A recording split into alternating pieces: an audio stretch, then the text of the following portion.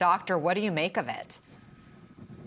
This is a panel that's increasingly irrelevant to the practice of medicine. It has been completely co-opted by the anti-vaccine movement and is now just an organ of anti-vaccine propaganda. Unfortunately, they've been imbued with government power, so we're kind of stuck with what they decide. But it's really just a sideshow circus and just pandering to the anti-vaccine movement in a way that is really embarrassing that this is happening in 2025. But this is all at RFK Jr.'s behest, and it's all because of people like Senator Cassidy, who didn't stand up to RFK Jr. and put him in this position to do exactly what he telegraphed he would be doing for decades.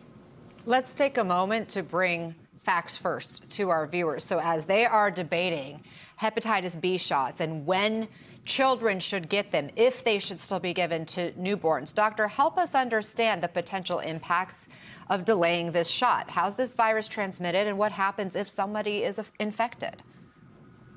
So hepatitis B is a virus that transmits to people through blood, body fluids, including during birth, including from mother to child.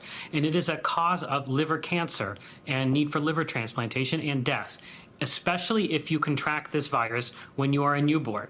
That is why there's a recommendation that all newborns get the first dose of the vaccine before they leave the hospital to make sure that we stop that process from occurring, because not every woman who's pregnant gets tested. Maybe only about 80–85% get tested, or maybe they got tested early in their pregnancy and they got infected afterwards. So we were missing children, and then they were getting hepatitis B and they were ending up with end-stage liver disease. That's why there was a universal recommendation put in place in 1991.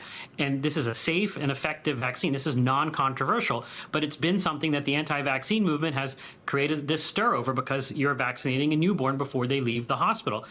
Even though there's no danger, they're just doing it sort of for optics and to kind of just disrupt the entire schedule without actually understanding or evading the fact that hepatitis B is a serious illness, and you do not want newborns to get infected with it and then develop chronic liver disease later in life.